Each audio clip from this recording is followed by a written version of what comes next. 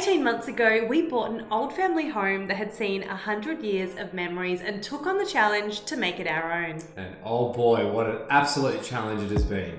We've lent into as much creativity as we could, taking on projects that sparked interest and pushed our skill sets. Our project started with demolishing all the walls and ceiling linings, uncovering the home's true potential for the very first time. This was our first look into the vast ceilings and new spaces we were creating. We were shocked by how much vertical space we had to work with, and our imagination went wild. The house had no plaster for its ceilings and walls, no insulation in its cavities, and no building wrap around its frame. Instead of plaster, they had masonite sheeting for all of the linings, so we made the choice to strip it back and do it properly from the beginning. So after restoring all of the framework, I started working on the windows. The existing windows were all mismatched and had a lot of wear and tear. There was no consistency, with some being wood and others being aluminium, so from scratch we chose to build our windows from all of the wood salvage from the ceiling, walls and floor. Sustainability is really important to us, so we have saved as many materials throughout the home as possible. Here I've completed the window making process using a thicknesser and a table saw to machine down all the old timber to achieve the moulding and profiles necessary. To capitalise on our new high ceilings and give the home extra light, we decided to add in highlight windows above the old ones. We roped some family help in because a lot of work went into reframing all of the wall supports for our new windows and upgrading what was around the existing windows.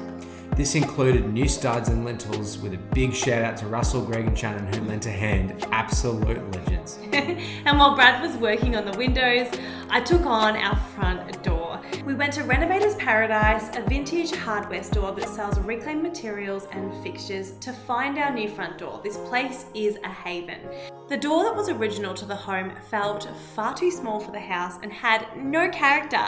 But now that the ceilings were raised, we had an expansive space to work with, and we wanted to maximize this element with a big, grand front door to suit. I reclaimed and altered the front door, creating an arched window at the top and painting it black. We installed a gorgeous brass door handle that has the same curved detail that runs throughout the home. The door handle brings me so much joy. It brings a touch of modern to our entryway, which has a lot of traditional elements to it. Out of all the materials we saved, we then built the side and highlight windows around the door to match all of the glazed door panels. This really turned an old rundown door to a brand new statement entry fit for our home. The impact of creating space and light through the front entryway was immediate. All of a sudden, you're greeted with this expansive opening, which anchors the start of our hallway and feels like entry to a home. Then the day finally came. After I spent hours fixing up the old wonky frame, it was time to get our plasterers in. This was an absolute turning point in the project. Finally being able to visualize the rooms we had created and the true height of our walls. We snuck in a little photo of us above the door along with a note, which was a fun personal touch. So after the plaster was installed, we moved our attention to our ceilings. We chose a pre-primed lining board to add texture and character to our ceiling. Texture has been an important focus in this home, and the ceiling option does a great job of adding interest to our high ceilings without pulling too much focus. It took us a little while to get the hang of installing these, and it was a really hot day in Australia at the time. But once we got into the rhythm, it went up quite quickly. We demoed the fireplace right back to the original opening and poured a new concrete slab to become our new foundation for the hearth.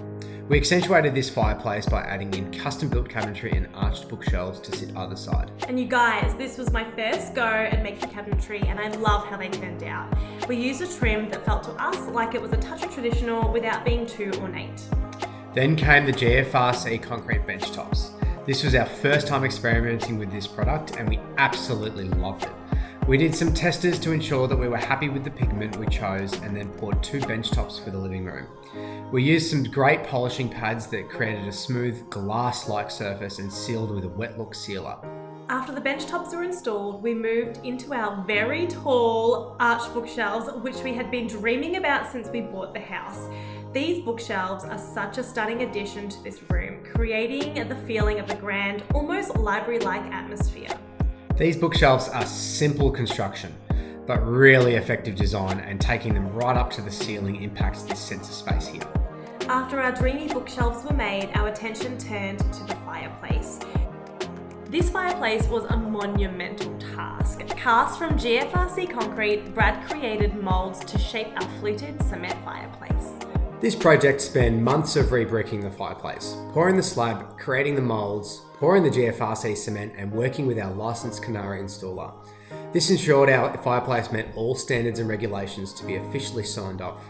If you want to see how we created it, you can watch our full video on the process. After all these projects came together, we could start to see the finish line, and it was time for the floors to go down. Extreme excitement is an understatement. It has taken us close to 18 months to get here, and at this point it felt like all the hard work was paying off. So we chose a French oak herringbone engineered board that uses a tongue and groove detail, which took about 4 days to install. It was such an amazing moment to see them go down because it finally turned our worksite into a home. Lastly, we finished our room off with all the finishing details. Painting, hanging the pendant lights and the chandelier, installing our wall paneling throughout the living room and the hallway, adding upcycled hardware to the cabinetry and the hooks and the entrance door. We hung vintage art on the walls and decorated our beautiful shelves. The curtains we hung made such a huge impact in the feel and acoustics of these high ceilings. They are certainly a touch of class. We've spent our nights curled in front of the fire, enjoying the space we imagined and created from scratch. But we're not finished yet. We have a lot of house to still renovate, and we hope you'll join us.